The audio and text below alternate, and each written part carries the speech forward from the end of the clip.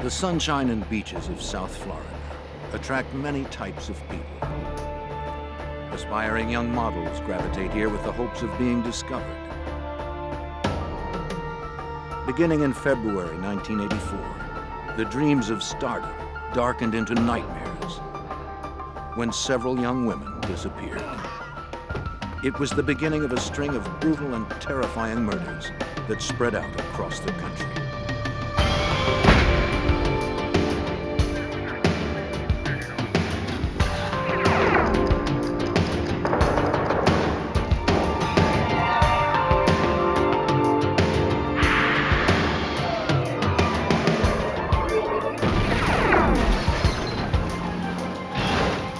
What's up, Panic Fam? I'm Hannah. And if it's 2 a.m., the lights are off and the popcorn is gone cold, you know, it's Panic TV time. Welcome.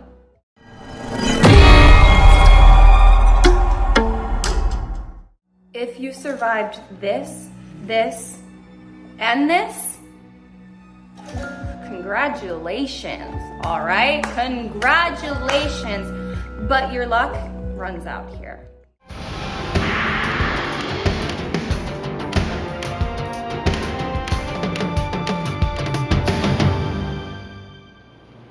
It's a model's job to rivet the public's attention. But in 1984, some aspiring models began attracting publicity in a terrible new way. Across the country, dreams of glamour turned nightmarish as young women disappeared, only to be found tortured and killed. I'm 𝐓𝐡𝐞 𝐅𝐁𝐈, former head of the FBI's New York office. When a suspect emerged, the FBI's 10 most wanted list became the tool we used to try to flush him out.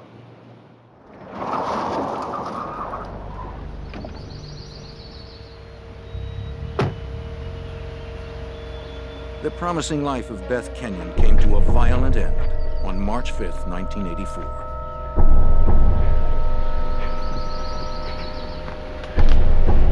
The attractive 23-year-old dreamed of becoming a model. She had even been a finalist in the Miss Florida pageant.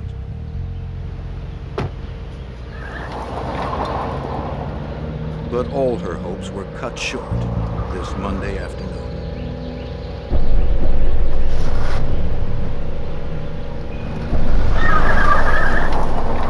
The next day, Bethe's parents reported her disappearance to the Miami police. The police merely listed Bethe as a missing person and explained many girls her age drop out of sight for various reasons without telling their parents. But the Kenyons knew their daughter wasn't the type to just vanish after a few days on a lark.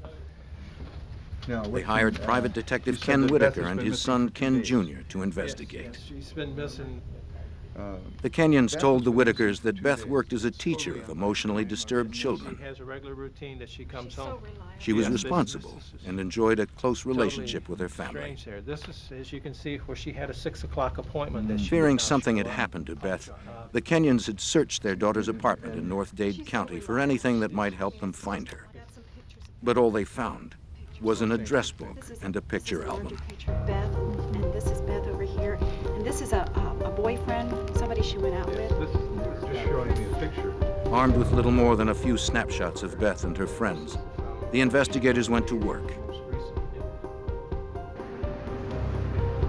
The father and son team quickly narrowed down Bethe Kenyon's last known whereabouts. Ken Whitaker Jr. talked to an attendant at a Miami gas station near the school where Bethe taught.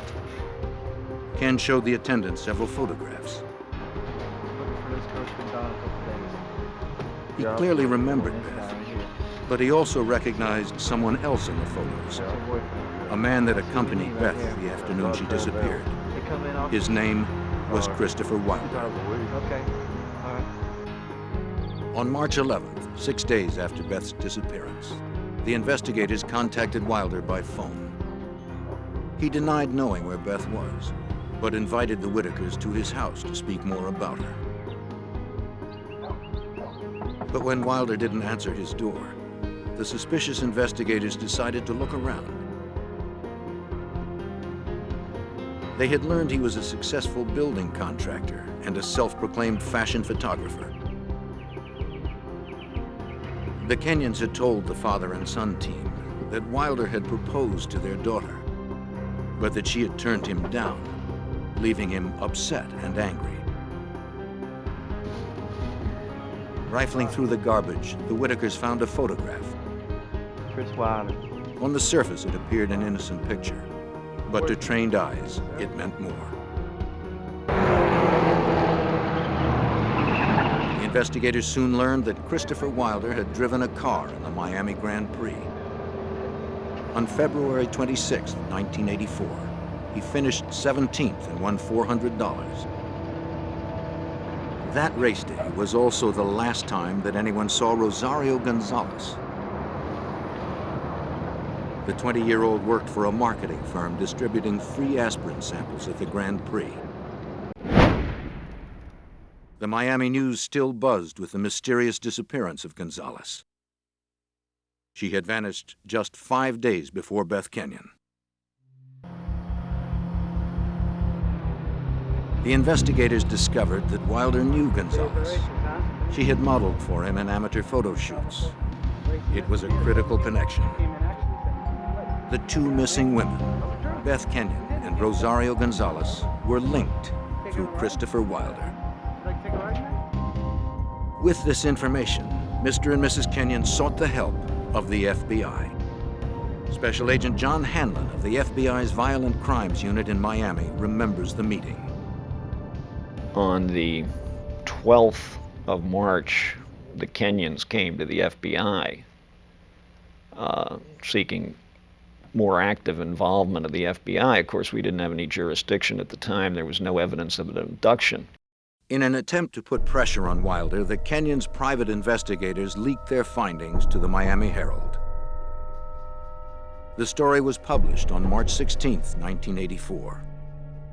Though the article did not mention Christopher Wilder's name, it clearly accused him. The report described the man connecting Gonzalez and Kenyon as a local contractor, race car driver, amateur photographer, and a native Australian. It was Wilder to a T. Although the FBI had no jurisdiction, Supervisory Special Agent Gordon McNeil had already begun looking into the matter. This connection drew my interest, and I decided to open a preliminary kidnapping investigation to see if we had a possible violation of federal law. Agents McNeil and Hanlon found Wilder was a likely suspect. He had a criminal history that reached back to his native Australia, where he was out on bail on a sexual assault charge. Days later, on March 21st, the agents were notified about an incident which allowed them to open a full investigation. A phone call came into the Miami FBI office reporting that a Tallahassee, Florida woman had been abducted and transported across state lines into Georgia, where she escaped. The initial description of her assailant fit Christopher Wilder. Are you okay? Special Agent Hanlon flew to Georgia to hear the victim's story. It was a nightmare. Oh, sorry, no business. 19-year-old Linda Grober told Hanlon she'd been shopping in a mall in Tallahassee, Florida, when a man approached her about a modeling job. Magazine covers. I got any number of them. Really sound like Claiming to be a photographer, the stranger invited her back to his car to see his portfolio. It was the middle of the afternoon in a very public place, and Linda said she felt perfectly safe. Never? When he asked her if she'd ever modeled, she said no. He flattered her with remarks about how beautiful she was and promised he could put her on the cover of Vogue. But Linda reported that when they got to his car, the photographer began changing his story. He claimed he'd left his portfolio at his studio, and he asked Linda to go back to the studio with him. When she hesitated, the man attacked and pushed her into the car. He clubbed her on the back of her head.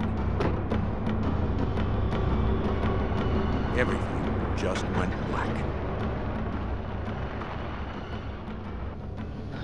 When she regained consciousness, they were driving on a country road. When her abductors saw her coming around, he stopped the car at a secluded spot.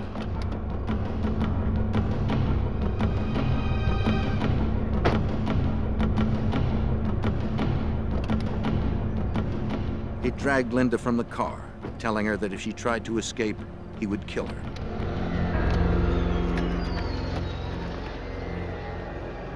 He wrapped his fingers around her throat and strangled her until she passed out.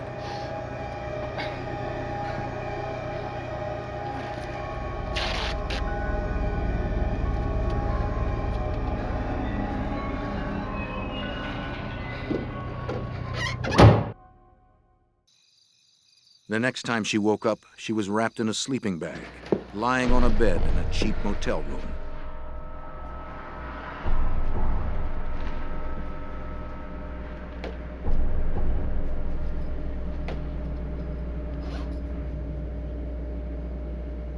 Once again, he threatened to kill her if she tried to escape. Don't move. He tied her to the bed and superglued her eyes shut. For the next several hours, the kidnapper repeatedly raped, beat, and tortured Linda Grober. When she disobeyed his commands, he shocked her with an extension cord he had fashioned into an electrocution device.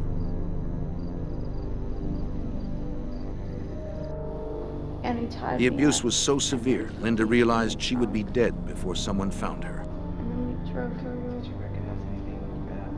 She managed to break free and locked herself in the bathroom. Somebody help! Help! She pounded on the walls and screamed for help. Help me! Stop it! Stop it! Stop it! Hey! Stop now! Stop it! Stop it! I'm telling you! The rapist panicked, grabbed what he could, and ran.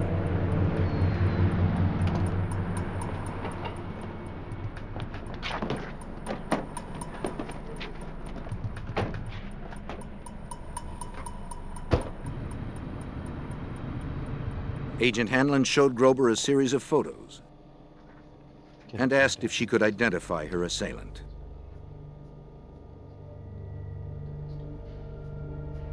It was absolutely no doubt in my mind. I mean, I'd spent hours with this person that's who he was. And I just identified him as clearly Christopher Wilder.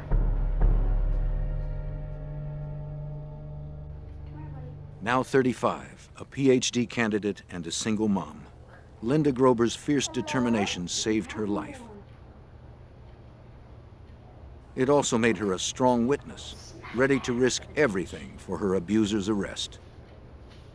I was in the hospital for a week or something like that, and then I had to basically leave the country while he was still a fugitive because they were concerned about my safety.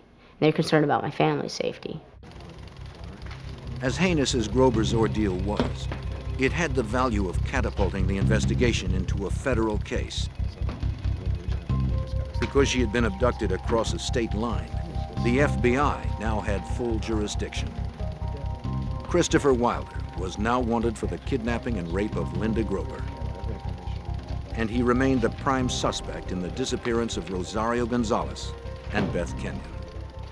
Obviously now we had federal violation, and we had every reason to put all the resources of the FBI into this case.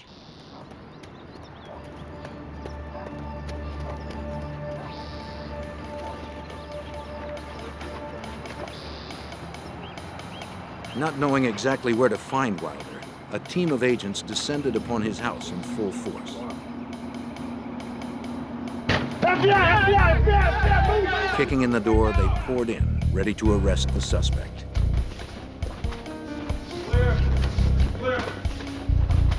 Clear! Clear! But they found an empty house. Clear! Everything clear? All clear, all clear. Wilder had long abandoned it. All clear. He was on the run, days ahead of the federal agents. And every minute he remained free put another woman in jeopardy. The desperate chase had begun. March 1984. FBI agents conducted a meticulous search of the abandoned home belonging to Christopher Wilder. 2 women were missing and presumed dead at his hands. A third had barely escaped with her life after her kidnapping and rape. The agents needed something to clue them in to their suspect's present whereabouts. You like to decorate it? It's made. But before he left, Wilder had prepared his home for any investigator. The place had been manicured. There were basically no fingerprints left in Wilder's house. You're always going to find fingerprints inside a residence. It looked like everything had been totally cleaned. FBI and local authorities canvassed Miami and West Palm Beach. But no one reported having seen or heard from Wilder since he left Linda Grober in a Georgia motel. The FBI alerted police to keep an eye out for Wilder's car. They asked banks and credit card companies to monitor any transactions he might make. But informational systems in 1984 moved slowly. The leads trickled in and were usually too late for a quick response.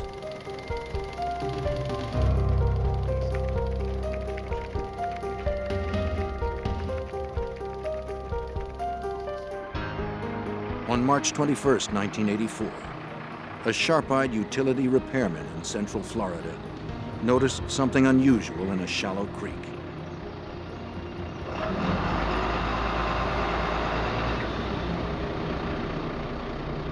It was the barely recognizable body of a young woman. She was later identified as 21-year-old Teresa Ferguson. Witnesses last saw her 3 days earlier, leaving a shopping mall with a man fitting Wilder's description.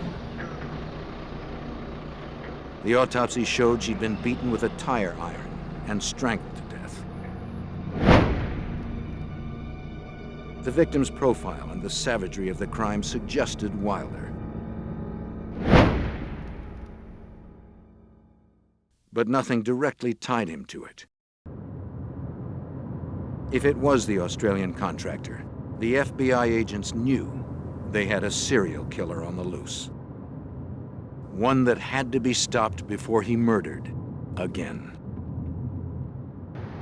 Agents continued to follow the suspect's trail. An automatic security camera photographed Wilder at a bank in Tampa. The bank records showed that he had emptied his accounts of more than $19,000. It was an ominous break. Their prey now had the money to travel far and wide. By March 22, 1984, Wilder was already in Texas.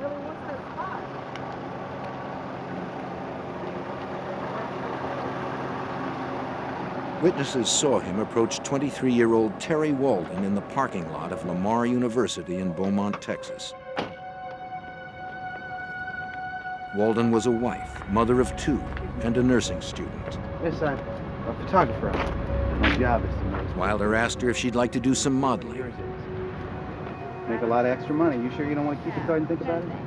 But Wilder couldn't seduce Walden with his pitch. Okay. She politely declined.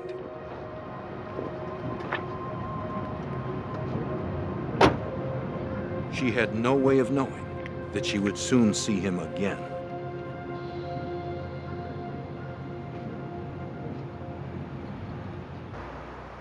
While the FBI began its national hunt, witnesses later told investigators that Wilder had stayed in Beaumont, Texas another day. This time he went back to familiar territory to stalk his next victim. They have this one's $7.99 or $9.99. He visited the local mall, shopping for a young woman to deceive with dreams of glamour. You're taking some fashion photography? No, listen. You don't have to blind me. I'm legit. It's okay. But no one succumbed to his bogus promises. No, sorry. That's fine. That's fine. After getting brushed off several times, he spotted a familiar face. It was Terry Walden. Hey, hi. She had come to run errands after dropping her 4-year-old daughter off at daycare. Are you interested now? Will you take the card and just consider? Terry again turned Wilder down. No. I'm sure you could. But this time, he wouldn't take no for an answer. As she left the mall, Wilder followed her out to her car. In broad daylight, in the middle of a crowded mall parking lot, Wilder attacked Walden. He knocked her unconscious and pushed her into her Mercury Cougar.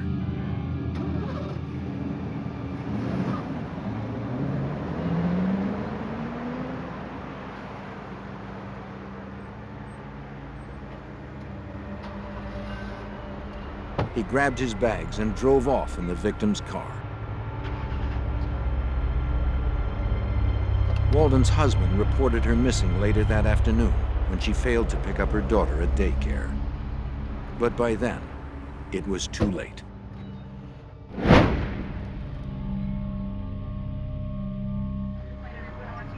Terry Walden's body was found floating in a canal near Beaumont, Texas, a few days later.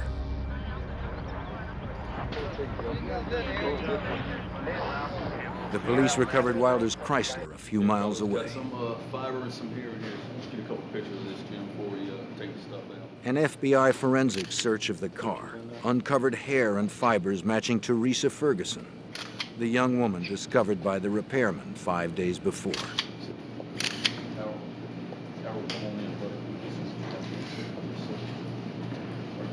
It confirmed what the agents had suspected all along. Teresa Ferguson had been Wilder's fourth known victim. Get on the floor, bro.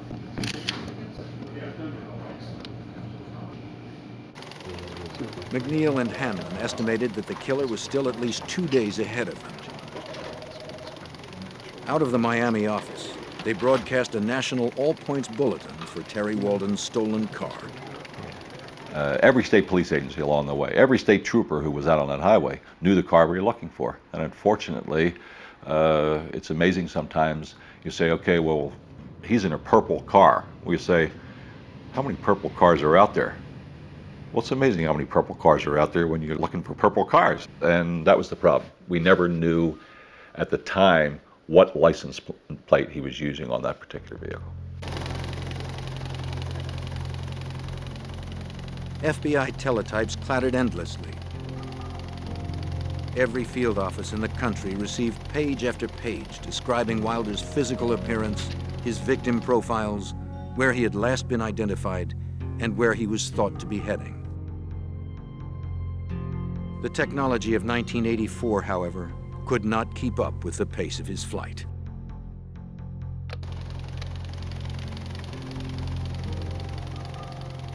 There were so many leads on Wilder going back and forth all over the country. Every one of them went to all FBI offices for information, that the FBI teletype system was backed up over 48 hours for about 2 weeks because of the volume of information that was flowing back and forth on Wilder. That left the Bureau with only one certain way to track Wilder. They had to follow the grisly trail of corpses he discarded as he ran. The next victim was 21-year-old Suzanne Logan. She was last seen shopping at a mall near Oklahoma City. A fisherman stumbled upon her body 2 days after she disappeared. The location of her disappearance and the manner in which she died all suggested one thing. She had died at the hands of Christopher Wilder. In this particular case, we had an individual who was kidnapping, raping, torturing, and murdering a woman about every day and a half. So there was intense pressure, as there should be. Slow technology and a fast fugitive hampered the FBI. But on March 28th, they got the break they had hoped for. Wilder checked into a motel in Rifle, Colorado, using a stolen Visa card. The FBI knew he had the card and was using it, but they had not been able to trace it until Rifle. In those days, 1984, they didn't have the instant validation of your credit card when you walk into a hotel. they only called in bills that were going to exceed $100. Every motel that Wilder stayed along his murderous route, the charges were in the vicinity of $50 to $60. Perhaps from sheer boredom, the motel clerk decided to call in the credit card that night, instead of waiting to mail it the next day. Instead of approval, the clerk received a phone number to call immediately. An early morning call mobilized the FBI's Denver, Colorado field office. At last, the FBI knew where the fugitive was. In the early hours of the morning of March 29th, 4 agents approached Wilder's motel room, confident that they had finally cornered the killer. Okay. FBI! Search warrant! Go! FBI! He wasn't there. As swiftly as the FBI had responded, Wilder had eluded them. For some unknown reason, the fugitive had departed before sunrise. He's not in the hotel. It had been the best lead the agency had, and it failed. Once again, the exasperated task force had no idea of where the predator was. Yet they feared it was one of the dozens of shopping malls within a day's drive of Rifle, Colorado. March 29th, 1984. In just 3 weeks, the Australian contractor Christopher Wilder had abducted 4 women and murdered 3 of them. FBI agents noticed a pattern developing in the campaign of violence. The killer kept his direction westward, and he had narrowed his hunting grounds to shopping malls.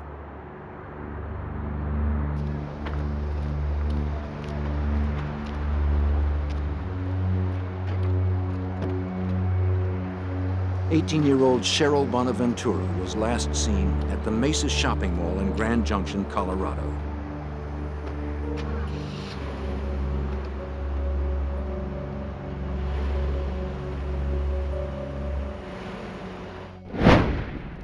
The FBI would later connect Wilder to her death.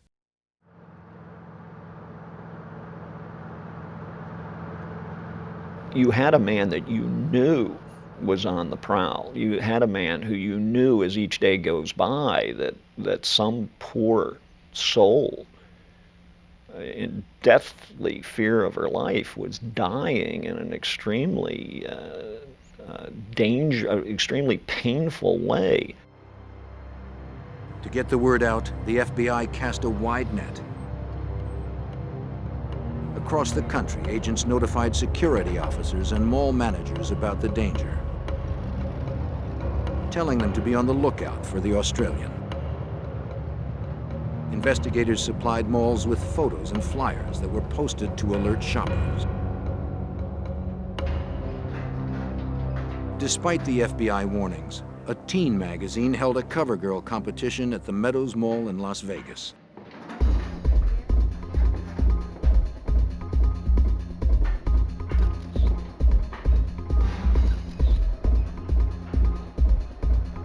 Wilder showed up, armed with his camera.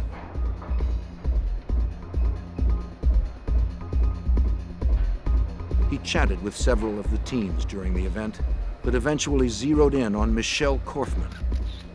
The 17-year-old had driven up the 25 miles from her family's Boulder City, Nevada home. Nervous about participating in her first model search, she had asked her friends and family to let her go alone. After a few minutes' conversation with Wilder, Korfman changed her clothes and left the mall with him. Yeah, sure, I do. That's great. It was April 1st. As soon as Vegas authorities alerted the FBI that a local girl had disappeared at a mall, agents responded. They asked for all pictures that anyone had taken of the fashion show. One photographer immediately delivered 5 rolls of film.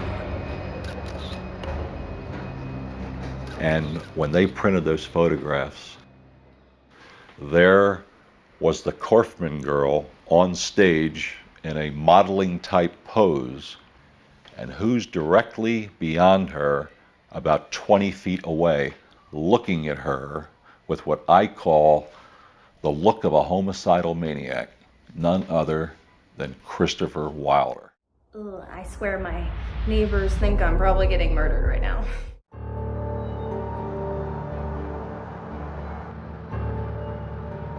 Like the others, young Michelle Korfman suffered at the hands of Wilder. He bound and gagged her with duct tape. Then he beat, raped, and tortured her. And you will see incisions in the body. They may only be 1 inch to 1.5 inches long, and they're not deep. They're done just enough to make it bleed. They were only meant to torture, not to kill, until he finally actually killed the victims. He was a brutal sexual sadist. Prowling shopping centers and other areas. On April 5th, 4 days after the Michelle Korfman disappearance, the FBI held a press conference. They announced the placement of Christopher Wilder on its famed 10 Most Wanted Fugitives list. 10 most wanted. For 50 years, the list has helped generate the publicity needed to catch violent fugitives. Hey, Val. Special Agent Tron Brecky serves as national spokesman for the FBI. Okay, thank you. The criteria for the top 10 was met with Wilder. He was a menace to society, he was extremely dangerous, a violent individual on whom charges were outstanding, and he had fled the area where we thought that he might be. Therefore, it was very important for us to get the message out to the American public and to the media that he could be anywhere in the United States.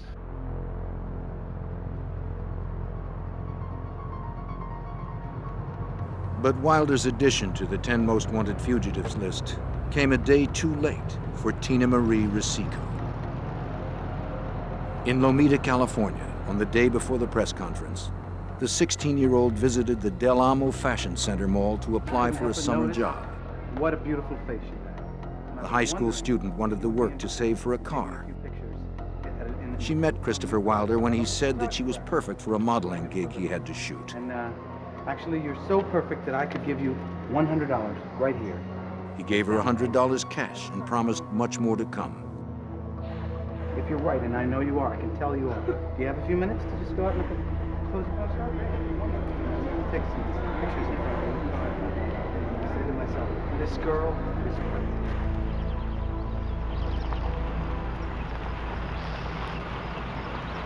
Wilder drove Tina Marie to a nearby park.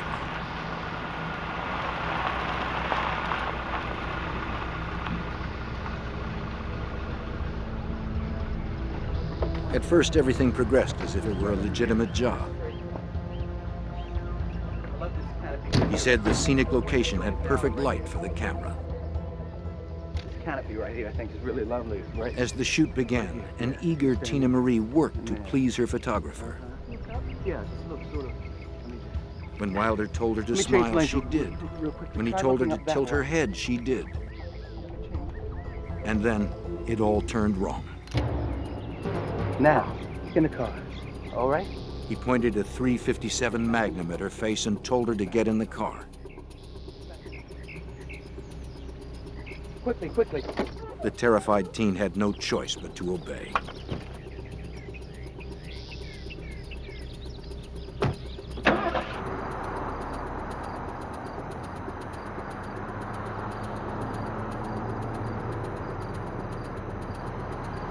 Wilder brought Tina Marie Rosico to a motel in San Diego.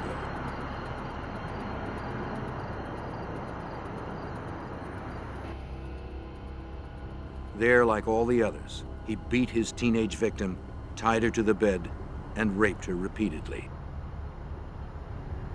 Wilder cut her with his knife and electrocuted her using wires he would tie to different parts of her body. The brutality perplexed Agent Hanlon. You say to yourself, why would anybody want to do that to anybody, to scare them so bad, to brutalize them so bad, to torture them with an electrical cord, and then kill them like a piece of trash? And that person knows they're going to be killed. I mean, up until some point, the great realization comes over that individual, I'm not going to survive this. My life's over. And these are young women. He identifies himself as a professional photographer, commenting on a young woman's appearance and attempts to persuade her to accompany him from the area. Just as Tina's life was about to end, a special news bulletin captured Wilder's attention. Dangerous, and this approach may lead to his apprehension. Christopher Bernard Wilder has been placed on the FBI's 10 most wanted list.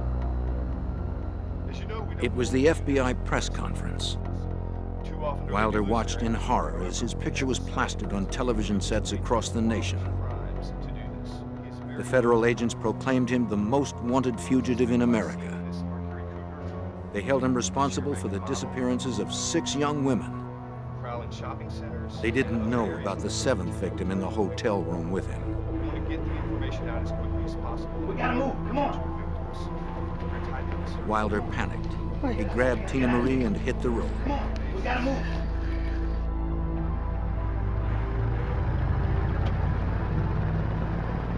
But now that he was top on the 10 most wanted fugitives list, Wilder landed on the front page of every newspaper and on the top of every newscast in the country. It's the front page headline in every newspaper in America.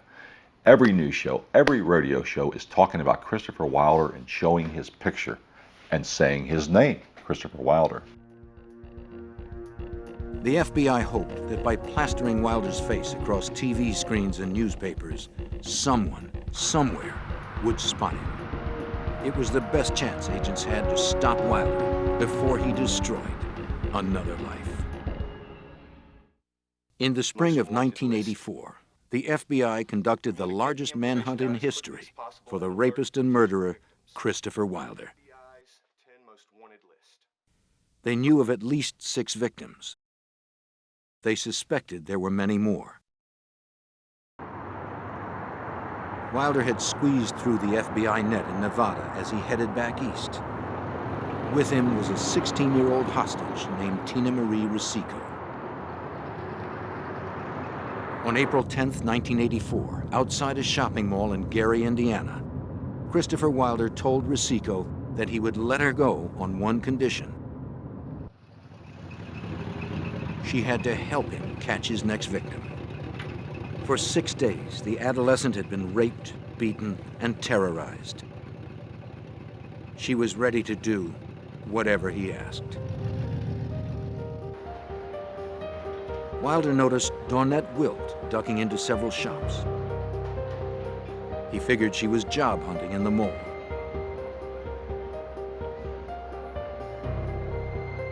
𝐓𝐴 told 𝙭that Wilder was a store manager and wanted her to fill out a job application at his car.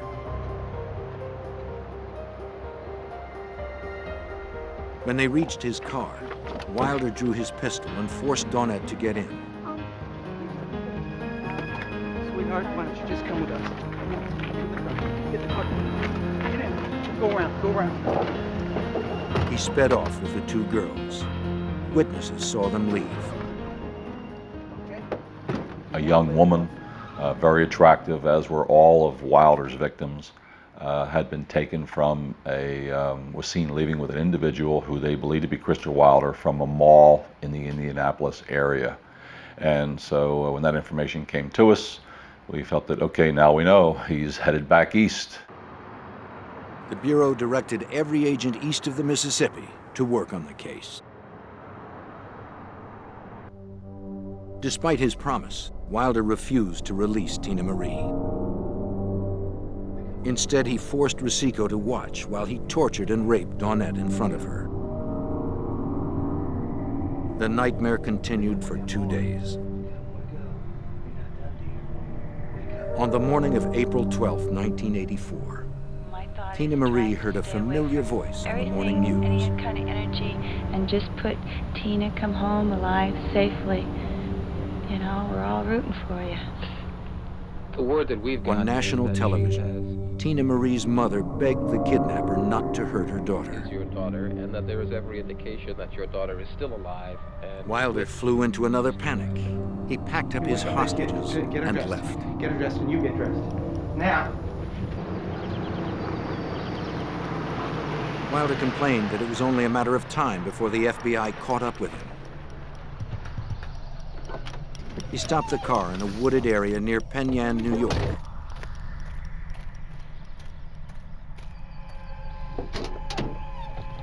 He ordered 𝐓𝐡𝐞 not to move.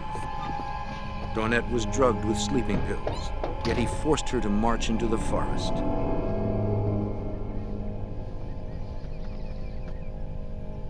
Left alone, Tina Marie pondered the opportunity to escape.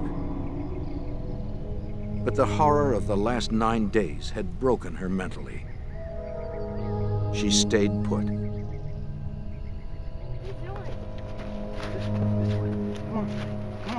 Walking through the woods, 𝙁𝙁 slowly woke up to the realization that Wilder was going to kill her. She didn't want to die by stabbing. She begged him to shoot her instead. Ignoring her pleas, Wilder stabbed her through the chest twice and left her for dead.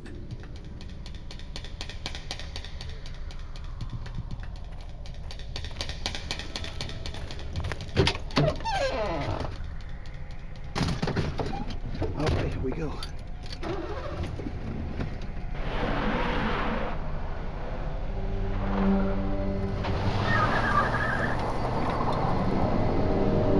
As he began to drive away, the fear that 𝙁𝙁 might still be alive seized him.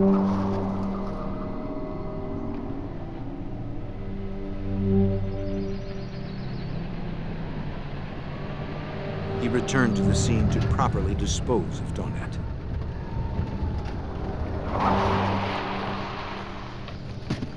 You stay here. You stay here, you hear?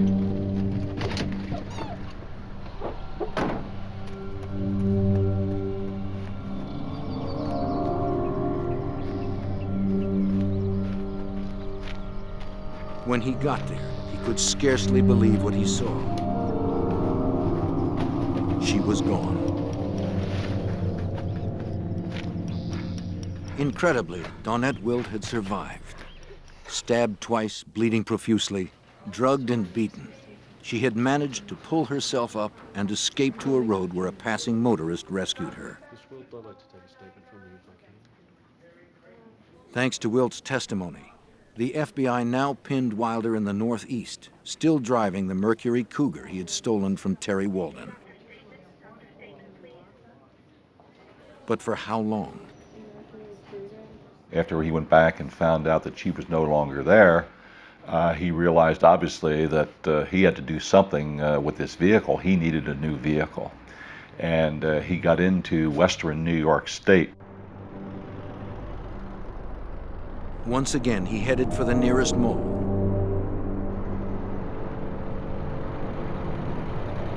This time in Victor, New York, where he spotted a gold Pontiac Firebird. He told 𝐓𝐡𝐞 she would take the wheel of the Cougar and follow him wherever he went.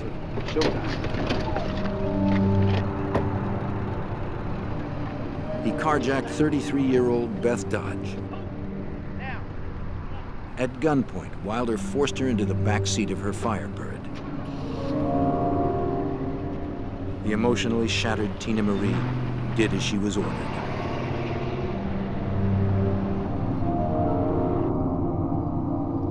Wilder drove for a half an hour to a secluded area.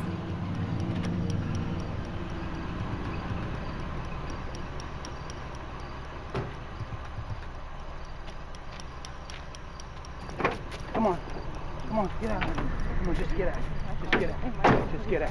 Listen, I want you to get the white suitcase, and I want you to get the camera, and I want you to put it in this car and wait for me, you understand?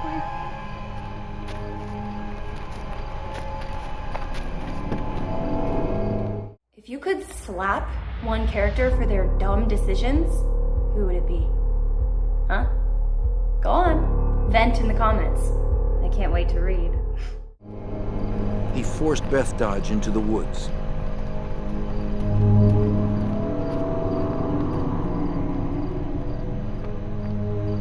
Moments later, Tina Marie heard 2 shots echo out from the trees.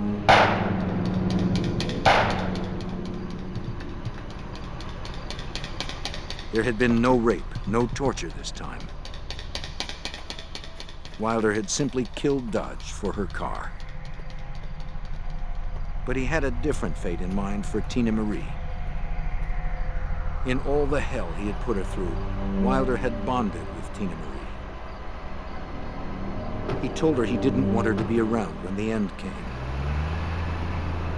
He drove Tina Marie Rosico to the airport in Boston and gave her money for a ticket home to Los Angeles. Her ordeal was finally over.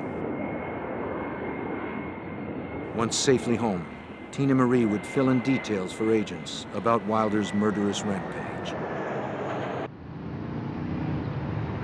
Wilder was now alone, and the agents didn't want to wait till another victim disappeared to clue them into his whereabouts. During the search for Wilder, we knew that he had friends in Canada and had visited Canada extensively. So we felt there was a good chance that he was heading directly east and then north into Canada. Wilder raced toward the border in Beth Dodge's Firebird. For 3 weeks, he had beaten the FBI's best efforts. Even the 10 most wanted fugitives list had failed to produce his capture. Agents McNeil and Hanlon desperately wanted to stop the killer before he struck again or fled their jurisdiction. By April 1984, Christopher Wilder had left 7 women dead across America. 3 more were presumed dead. 3 others had survived with rapes and beatings. The FBI believed that he was in New England, heading north. Federal agents concentrated their resources in the northeastern states before he could escape across the Canadian border. I mean, the FBI had agents out circularizing in, the wanted poster out and that kind of thing, but the best thing you have going for you are the hundreds of police officers up in that area who are many more eyes and ears than FBI agents available in New England. On Friday, April 13th, 1984, Wilder stopped for gas in the tiny town of Colebrook, New Hampshire, about a dozen miles from the Canadian border. While he filled the tank, he casually asked an attendant about the paperwork that might be needed to cross the border. 2 state troopers, Wayne Fortier and Leo Jellison, spotted Beth Dodge's car.